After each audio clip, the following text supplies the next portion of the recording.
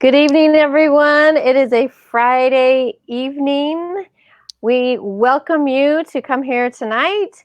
We're going to be with my lovely guest, Miss Kymberli, and she has some wonderful things to say. So anyone who is out there tonight, we have a free Amazon gift card for the one that participates the most and shares it, all of those kinds of things. So we're excited to have people come and arrive and be here this evening. We're going to be talking about networking toward your light. Since Beacon of Light is a big part of what I do, Kymberli and her book and her message is going to connect so beautifully with this, because she really talks about relationships, understanding how and why networking is so important. And I'm really excited for her to get into the really depths of all of this. So without further ado, we're going to go ahead and jump on in. So Kymberli, tell us a little bit about yourself. Well, thank you so much, April, for inviting me to be here. A little bit about myself. I'm from Baltimore, Maryland originally. When I was 17, I was given the opportunity to go to the Air Force Academy. So I did that, met my husband there. I served 5 years active duty, 6 years in the reserves. It was a wonderful experience, lots of great opportunities, things I've never thought I would ever do, I got a chance to do. My husband served 24 years in the service. So I got out after 5 years because we had our first son. I got an assignment to LA and he did not get one. So we decided not to go in separate paths. So at that point, I got out of the service. I became a stay-at-home mom. I also homeschooled my children for 11 years. Wow. And so quite a long time. So I learned quite a bit the second and third time around in first grade. I'll just say that. Good. You can be taught. That's excellent. I know, right? After my children decided they wanted to go to school, they wanted to go to high school and play sports. So we decided when they wanted to go to school, they could do that. So then I had to figure out how to reinvent myself. So I've done a number of different things. As a family, we moved every 2 to 3 years, which is one of the reasons why I did homeschool, because we wanted to keep their education consistent. So we moved quite a bit. I've lived in, I want to say, about 9 different states, and I've lived in Okinawa, Japan for a couple of years. So like I said, the Air Force gave us a lot of opportunities. I'm a person of faith, and I mentioned that because in terms of who I am and what I do, Ephesians 1, chapters 1 and 2 tells me a lot of who I am as a person. And that was really significant for me because early on in my childhood, I was someone that has had trauma and had been, was once victimized, but I'm no longer a victim. I'd like to be able to say that and share that with your audience. I have, the Lord has told me who I am. And for a very long time, I do feel like I did live as a victim, though. And I learned also that people will treat me the way that I allowed them to treat me. So that's key. That is a key component. And I don't mean to interrupt you, but the audience out there, I really hope you heard what Kymberli said. Because when we have experiences that cause trauma, that cause abuse, that any kind of thing, that it can be an event, something that might be long going. But the point is when that piece happens and we do have the victim, and the shame and the guilt that comes with that, if we remain in that, just like she said, we are actually attracting more of that. And it is such a challenge to learn how to overcome and get onto that healing journey so that you're no longer a victim and you're getting into becoming more of a survivor, and now even more into like a thriver, which Kymberli, share some more of how you came to know who you are. Well, again, as going back to my faith, I think a lot of it stems from that, and just realizing who I am and starting to own who I am. And I think at one point in time, so I got to share this. So I bought myself a crown right? Because I am an heiress to the throne. And so there was, for a long time, I would walk around wearing my crown and I would get in the mirror and realize and own who I was. And as an heiress to the throne, I started to ask myself, if I'm an heiress to the throne, if I am royalty, how does royalty carry themselves and how does royalty allow themselves to be treated? So I started walking more in who I am. And then I Mm. also started writing. I have an I am journal. So Oh, we're with ourselves 100% of the time. yes. So what we say to ourselves matters. So I try to make a practice on a pretty regular basis to tell myself in the morning who I am before the world tells me who I'm not. So Oh, yeah, yeah. repeat that again. Repeat that again. That is beautiful. Yes, I try just about every morning to tell myself who I am before the world tells me who I'm not. And Mm, then I walk in that. I try my best to walk in that. And that includes that's aspirational. beautiful. Yeah, Yes, yes. So that leads us right into, because you know who you are, that confidence, understanding, you then realize everyone who's around you, who they are. And so I'm sure this drives an idea to connect with other people. And tonight we're talking about networking in your light, what that means to build relationships, what that means to reach beyond just yourself.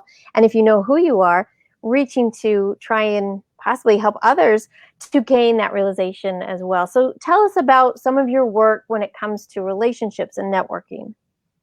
well, I love meeting people. When I meet new people, it's an opportunity for me to learn and grow. I get to learn about different experiences that I've never had in places I've never been. So I really enjoy getting a chance to meet different people. And you never know who might come across your path and who you might be able to be a help to and who might be of help to you. So just going about that journey and being open to meeting new people and learning and just listening, seeing who that other person is, listening to their story reveals a lot and you can learn a lot. And I've been blessed so much just by some of the people that I've met. Didn't have any preconceived ideas before I Mm-hmm, would meet mm-hmm. them or have any calculations in my head about if I meet this person, this is going to happen. Just meeting people, people have really been a blessing to me. I've learned a lot and have benefited both personally and professionally, just being That open. I love that concept of when you are meeting with them, you're there in the moment, present, not worried about an agenda, not worried about I've heard these other kinds of things about this person. You're going to give them full benefit of the doubt and meet them to see who they are. Yes. I think that that is a lesson that so many of us can learn in the busyness of our lives. Sometimes we are walking distractions, right? We're so distracted that when we do meet somebody, because we have, a list or an agenda or things running through our mind, we're thinking, oh, how could they help benefit me today? And it focuses inward about all of ourselves. But you're saying to put that aside because you know who you are, meet them where they are, and just listen. Right. Listening to the stories. What is a story from some of the people that you have met? Pick a story that just maybe impacted you in a way that you were not expecting. Oh my gosh, there were so many people and so many stories that really and truly impacted me in huge ways. I will say this, I'm going to talk about a gentleman named of Joel, and I met him not too far from my home. He's a big burly guy, has a beard, and I could have totally thought one set of, just by his outward appearance, had Sure. a thought in my mind of who he was. He agreed to be a part of my challenge, and one of the very first things he said to me within the first 3 minutes probably that we started talking. Well, actually, probably within the first minute, he said, one of my ancestors died at the Battle of Franklin fighting for the Confederate Army. Wow. And then he backed that up right away with, I learned that I can acknowledge my family's heritage without carrying their flag. And that spoke volumes to me. That spoke volumes to me right away. And I was able, I just thought, okay, first of all, don't think that you can judge somebody's story before you sit down and talk to them, right? I Right. had no idea that that was going to be part of his story, that he would even share with me. And then it's like I realized I might need to sit down and listen to somebody's story to understand where they've been, to understand maybe their perspective of where they are today. So that was Mm-hmm. illuminating for me. Within the first 10 days of my journey, I met him. And that, Wow. yeah, that really impacted how I approached every other person's story. Just going, don't have any ideas of what their story is going to be, because you will be surprised. I love that. It felt like, I mean, I just chilled. I just got that chill sensation when you're saying that, because it helps so much. We're so, oh, especially right now, if you say one thing, you're put in one category. If you don't say something, you're put in a category, and you're thinking, who has a chance to even do anything if right away it's this whole sorting game. Well, he sorted himself. He knew where he was, and he knew that he can learn from his past and that he can carry light going forward. What a Yeah, powerful experience that must have been. I mean, I just felt it right when you said it. I right. chilled right up. That is so incredible. There were so many stories that I really felt like I connected with people. But what you're hitting on is that listening piece, Mm-hmm. not having a preconceived idea, and being open to listening to someone else's story to try to understand. And what happened was, we had great conversations, even with Joel and others. I've had great conversations. We can talk about politics, we can talk about religion, we can talk about other things, because if I'm going with the intention of listening and Yeah. not prejudging, what I found was that then they would ask me what I thought, and then we could have real dialogue. So So it you're was teaching us we're supposed to listen and then speak, and then listen and then speak. That sounds pretty much like a kindergarten lesson that we all should have learned a long time ago. Where do we lose that lesson? I'm not sure. But your experience through this challenge that you set yourself, can you name the challenge specifically for our listeners so that they know what it is you're talking about? sure. So I took a challenge to meet 100 people in 100 days. And so I didn't 100 have, different people, yes, right? 100 different Oh my goodness. people. I didn't have Okay. to meet a person every single day for 100 days, but just at the Okay. end of 100 days, I had to have met 100 people. Wow. That's an incredible challenge. Was that issued to you by someone, or is that something that you read and you thought, I'm going to do that? How did that challenge come about? Okay, that's a great question. So I went to a conference. So one of the things I do is I work with senior military executives that are transitioning out of the military and into the civilian world. Okay. And one of the things that's really important for them is to get connected into their new environments. So as I'm working with them, I'm always talking to them about the importance of networking, which is really about relationship building. So Mm-hmm. I had told them how important it was. And then I started teaching a 2-hour block on practical steps to networking, because I realized they needed some more help. So I was always keeping my ears and eyes open for, if I can learn something that would help that group of folks, I would go and try to learn that. So I went to a conference, and there happened to be a young woman speaking about connecting, which is why I went to her to hear her speak. Sure. And yeah, and she talked about a challenge that she had taken to meet 100 people in 100 days, because she was looking for work at the time. So I ran with it. I thought that idea just resonated with me. I thought that would be perfect. Now, I wasn't looking for work, but I thought, what if I just listen to different people's stories? And really, April, the way it actually came about in terms of actually writing out the stories was, I told my friends, see, I know myself, and I wanted to hold myself accountable. Okay. So I told my Facebook friends, I said, this is what I'm going to do, because I wanted them to hold me accountable. And I said, if people will let me take a picture with them, I'll do that. If they will let me, write or listen to a little bit of their story and write their story, I'll do that. And we'll just see where it goes. And so in the back of my mind, I had this idea that maybe I would write a book. But, you have those negative words going, no, you can't do that. That's not going to. So, right. Yeah. So I just decided, I'm going to do it. And I told everybody, I said, listen, this is what I'm planning to do. I'm going to, if you'll let me. So I got everybody's permission to Okay. take their picture, and I got their permission to put it in a book and to post it on Facebook. So I got all that in writing, and the stories and the experience just turned out to be so lovely that I was tremendously blessed, far more than what I ever imagined it would be. And, there were times, I would say, within the first 15 days that I thought, what am I doing? I can't do this. And, but because I was posting it on Facebook, your friends will come around you and want to support you. And Mm-hmm. so I would just get at the right time, at the right I would get a nudge from somebody that was like, this story is amazing, or oh my gosh, this is so wonderful. And so it was a God experience. I just have to say that. He just directed my path. But that's how the story, how that all came about. I love that. He is a director of all of our paths. He is the one, he knows everyone. We're all family.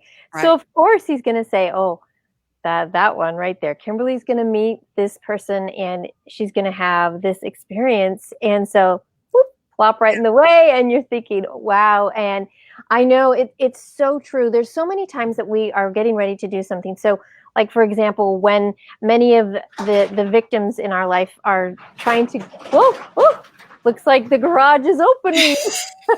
You It's just all never good. know It's all what good. you're going to get.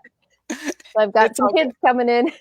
But in this whole concept, we think, what is going to be the direction of how we're going to go? And when we're in abuse and when we're just about thinking about to leave, we have to make an exit plan. And in our exit plan, we think, I don't know if this is going to work out. How are we going to prove this? Where are we going to go in this type of direction? But if we trust and know that a plan is good, and if we feel that if we believe in something higher, they're going to direct us into the right path.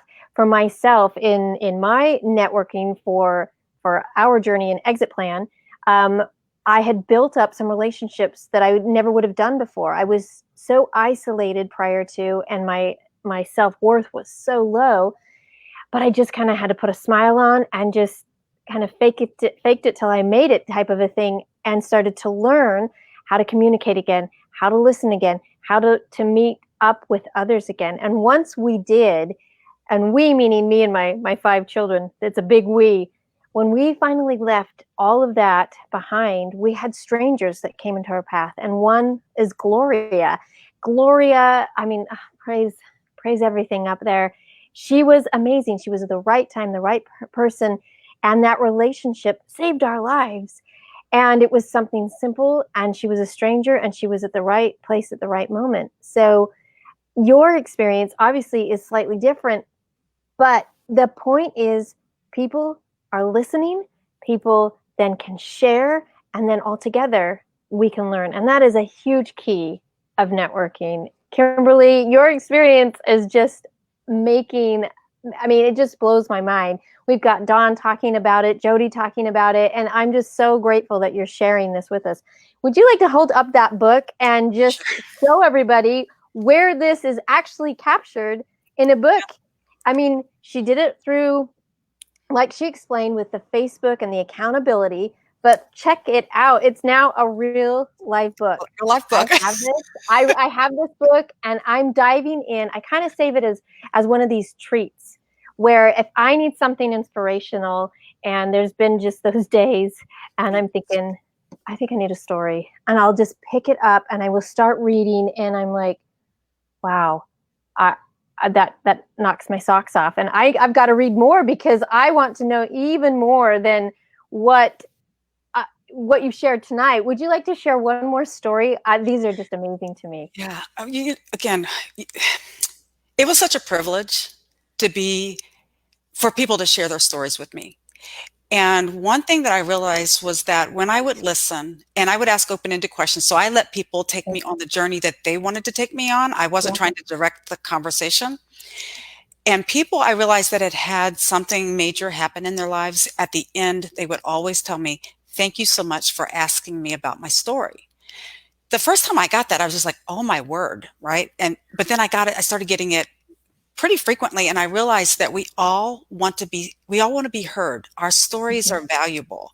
So one gentleman I was talking to, I met him at the coffee shop not too far from my house. So I met people pretty much as I was going about my life. So I wasn't saying, I've got to go meet this. Well, sometimes I did intentionally go places to meet people, but pretty much as I was going about my life. So this one day I stopped at a coffee shop, and the coffee shop was going to close in 15 minutes. So I didn't have a lot of time. Yeah. But I asked this one gentleman, first of all, he smiled. He looked up and he smiled. He was sitting at a communal table. So one thing I learned is, like, when people are sitting at a communal tables, they're at least saying, I'm open to having somebody sit down beside me. Sure. So I sat down, and when he smiled, and we had eye contact. I thought, okay, game on. We're going to have a conversation. So I asked him just a couple of open-ended questions. And well, I started with, just tell me a little bit about your family. So I started with a couple of closed-ended questions, but then as I opened up the questions, one of the things that he shared with me was very personal. Works at a hospital, but one of his siblings had passed away recently. Oh. And I was privileged to hear about his brother's story and how his brother was uh, he was a volunteer firefighter and also worked in the police also. And that story just really impacted me from the standpoint that here was this perfect stranger that shared something very personal with me. And I also, in learning and hearing about his story, one of the things I picked up was that he started going back home more frequently to spend time with his parents. So whenever people are going through those types of traumas, one of the things that I learned is that the people that navigate it more successfully don't stay isolated when you're going through a trauma like that. So key. Yeah, when we go through traumas, we can tend to want to isolate ourselves, but that becomes a danger. So, and I guess the reason I picked up on it was because when I heard other people's stories that had lost loved ones, that was one of the common themes that I saw, was that they were able to, their friends came around them and helped uplift them, so they didn't have to carry that burden alone. But to hear that story within 15 minutes of, just because that's all we had as far as time to have a conversation, I was just able, I couldn't solve, I couldn't help, I couldn't heal other than to listen and honor his brother's story. It was such a privilege to hear about his brother's life. Listening to others. So many of us, I think, just want to be heard. I love this concept.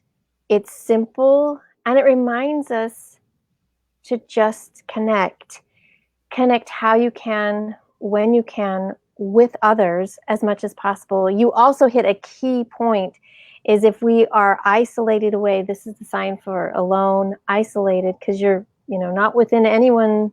You're that isolated piece really can sink a soul because they're so far removed. Humanity demands connection. Right. It just does. And so this piece that you've shared with us, it would be an honor to listen to somebody like that, to hear a story, know the sibling has already passed on, and yet he still needs to share. So we have one question from our audience tonight, and it is from Jody, and he puts up here, how can you encourage an introvert to network? So we have about 7 minutes. We think we can handle that question, right? Yes. Go for it, Kymberli. Okay. So first of all, networking is really about relationship building, right? And it's about, and I teach it from the standpoint of what can I give versus what can I get? And I think knowledge is power. And what I want to share with you, Jody, is that introverts can actually be much more effective at relationship building, at networking, than extroverts. So I'm an extrovert, and my tendency is I want to talk, right? Introverts are better listeners. Okay. So you really have a much better chance of building a great relationship with someone because you're going to be an intentional listener. Now, one of the things I found in my challenge is that you really don't have to ask a lot of questions. You really don't have to, I would say, come with a couple of questions, top of mind, but open-ended questions. And so I've had conversations with people when I've just started with, tell me something good that happened to you today. So I happened to be standing in line behind someone. This was back before the pandemic, right? And I was going to order something to eat and we were all both in line. And I just asked him that question, tell me something good that happened to you today. And I could see him literally thinking in his head, okay, I want to come up with something good to share. And we had a delightful conversation. So he came up with something good to share with me, and I just listened. I maybe made a comment based on something that he said, and then one thing that he shared with me was that his pet was at the veterinary's office, and he was kind of concerned about his pet. And then we had a conversation. I think it was a dog. We had a conversation about his pet. But what that showed me was, if you can ask somebody an open-ended question that's positive, even if they're having a bad moment or something not so great, they will try their best to come up with something good to share. Yeah. what you're doing by asking a positive question is they're starting to think about something really great. So it could be like, tell me about your favorite vacation, right? So Right. somebody's going to try to think, okay, let me think about what was a really, really great vacation. When they do that, they start thinking about something that's good. That releases the chemical hormones, serotonin and dopamine, the feel-good Mhm. hormones. They start feeling good about that environment. They want to share that with you. They start feeling good about you and that interaction. So you've actually brightened their day. So when you think about networking, it's really what can you give versus what Mm. can you get. And sometimes what you're giving is your time. So when you're Yes, listening to yes, somebody's story, you're giving them your time, and people value that. they So I hope do. that answers the question. I feel like that was a home run. I mean, I think that is fantastic. Thank you so much, Jody, for asking that question. And it looks like he says, wow, I'm going to take that and share with his friend. So wonderful. So it looks like we've shared some light tonight about networking, about connections, why humanity connects together, and why it's so important to ask questions and then to listen, because we all want to share. We all want to be a part of this. Thank you, everybody, for joining us tonight. So, Kymberli, please hold up that book one more time and give us the title of it, loud and proud. I Need to Know You: How to Meet Ordinary, Extraordinary People and Improve Your Life. And it really does improve your life. Mine's been tremendously improved, I got to say. See, there you go. It's been totally proven. She has the evidence right there. And another announcement is that this lovely book has also been entered. You can hear all this loud noise behind me. So sorry. It has been entered. Now it's passed. It's good. Into the Author Academy Awards. And with the Author Academy Awards, you have the opportunity to vote for Kymberli. Say the name again of that title of the book. Hold it up again. I Need to Know You: How to Meet Ordinary, Extraordinary People and Improve Your Life. Excellent. So please vote for her. It's going to be on page 2 of the 16 pages. I will put the links down below. We will also share how to get in contact with Kymberli. Would you like to share that information up here live with this lovely audience? Sure. But before I do that, April has a book also in the voting. So, Do. and what page is yours on? That's right. Mine is on page 9 from memoirs called Pinpoints of Light. Yes. Awesome. So Awesome. please Thank vote you. for April's book also. Pretty Get the awesome books out book. there. But Yes. Thank your you, Kim. yes, of course, of course. Your audience though can connect with me at KymberliSpeight.com or on LinkedIn. I'm also on Facebook, Kymberli Speight Speaks, and I'm on Instagram as well. But my name is spelled a little differently, so. Right, right. It's got an E and an I and a Well, the GH. Y, yeah, And the Kimberly, but the Y and the I are reversed. that's true too. But that helps me to remember. I'm like, oh, she's got the special Y. So you got it. You got it going on. Thank you so much. So please vote for her. We've got voting up for another almost 21 days, 21 and a half days, or no, almost 20 days now. We're getting down to it. The last day to vote would be on July 31st, and then the voting ends. So please vote for her. Check out her book. Share with her. And if this has moved you and you feel like as a group, as a company, if there's somebody that you would love for her to come in and to speak with your group, she is available. We'll give the contact information down there, because what she's offering are things that can truly help to change lives. Thank you so much, Kymberli. Everyone, thank you tonight. April. And I will announce who has been the most involved and everything like that. And that Amazon gift card is yours. We'll see y'all later. Thank you. Thank you for having me.